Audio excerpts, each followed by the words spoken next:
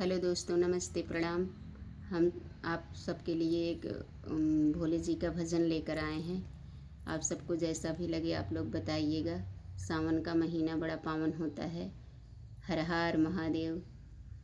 कादई के शिव के मनाई हो, शिव मानत नाही। कादई के शिव के मनाई हो, शिव मानत नाही।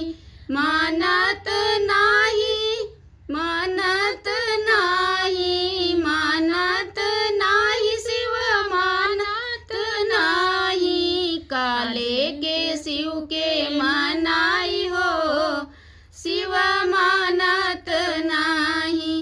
पूरी कचौड़ी शिव के मनहु ना भावै, पूरी कचौड़ी शिव के मनहु ना भावै। भांग धतूर कहाँ पाई हो, शिव मानत नाही। भांग धतूर कहाँ पाई हो, शिव मानत नाही। मानत नाही, शिव मानत नाही।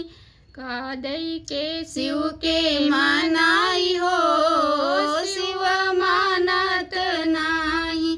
साला दू साल शिव के मनहु ना भावै, साला दू साल शिव के मनहु ना भावै। मिर्गा के छाल कहाँ पाई हो, शिव मानत नाही। मिर्गा के छाल कहाँ पाई हो, शिव मानत नाही। काले के शिव के मनाई हो, शिव मानत नाही। मानत नाही, शिव मानत नाही। काले के शिव के मनाई हो, शिव मानत नाही। मोटर गाड़ी शिव के मनहु ना भावै, मोटर गाड़ी शिव के मनहु ना भावै।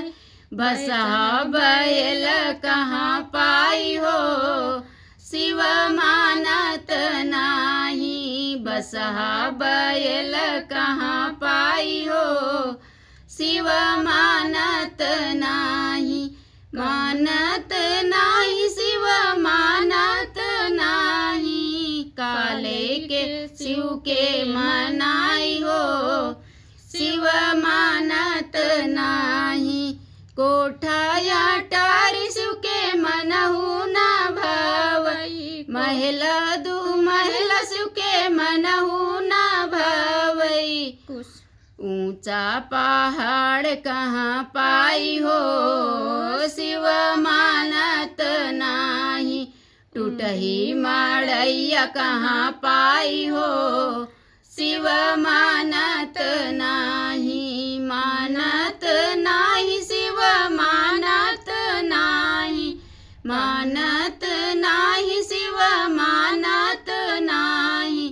काले के शिव के मनाई हो, शिव मानत नाही। सोना के चैन शिव के मनहु ना भावै, सोने के हरवा शिव के मनहु ना भावै।